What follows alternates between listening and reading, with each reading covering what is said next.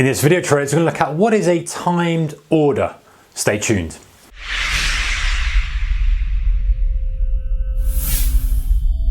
Hey traders, warm welcome to you. Alright, so what is a timed order? This isn't an order type, unfortunately, I wish it was, that we see on many spread betting platforms, CFD platforms, those kind of synthetic markets, which are very useful, of course. Guys, spread betting is fantastic for us. Those of us who are in the UK, check out the description, link in the description below if you're interested in finding more about spread betting. But I love spread betting. It's very, very useful. However, sometimes you're a little bit constrained on the order types, especially if you want to go advanced and want to trade off the order book. That's understandable. It's really just to be used as a vehicle in a different tax wrapper and you do your analysis and stuff elsewhere. However, if you are trading directly on the exchange, very often you are going to get much more complicated order types, much more advanced order types, which for the majority of us, we don't really need. We can get away with using the normal orders, but just making an extra kind of bit of action or extra thing to do, or set an alarm or set an alert. But if we're trading on the exchange and we have this functionality, then we want to know what it does. So what is a timed order?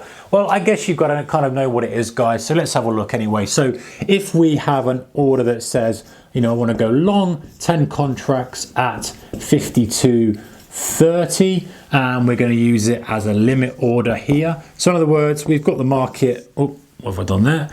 We've got the market chugging along here, and we've said, okay, well actually we'd quite like to buy if the market retested the opening print here, which is 52.30. However, we don't want a window of time we want to buy that. Let's say, for example, we recognize that during the day, the market rocks back towards the midday time period, puts in a low or a high, then rotates back to what it was doing. For example, that has happened and does happen from time to time. So we might say, okay, well, we don't really want to get in it if it's before midday, or really if it's after kind of 2 o'clock. So let's say we've got a 2-hour window that we're looking to trade that. For whatever reason that may be, it might be the US Open at 2:30, or whatever. The point is we want to be in that time period. So a timed order, we could place the order, which is our long limit, 10 contracts at 5-2:30, and we would put a time on it, or a time window on it, and we would say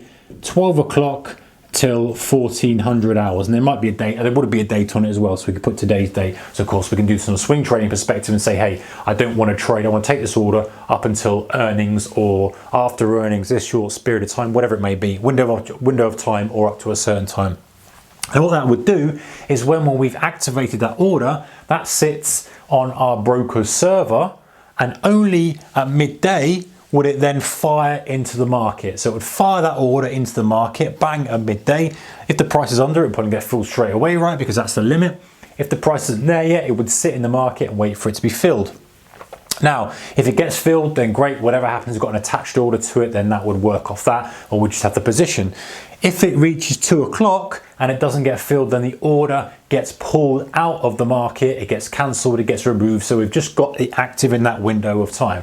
Worth noting also that if we've got a good till day set up instead of good till cancelled, if we come to the end of the day and we've got this spread over 2 days, then generally speaking, the good till day will override and it will cancel. So you've got to make sure you've got good till cancel set on that if you're using a timed order. So when might you use it? So this is the kind of thing when you might use it, you might say, okay, I only want to trade it at the opening drive. I only want to trade it during a lunchtime period. I want to exclude a certain time. So in other words, you'd have a timed order, you'd have 2 timed orders and say, okay, well, I want to trade it here. I don't want to trade during the US kind of opening couple of hours. So you might say, all right, so I'll put it on at 4 o'clock. Until the close, 4:30 for example. So you could use a few timed orders to remove a chunk of time when you don't want that order live.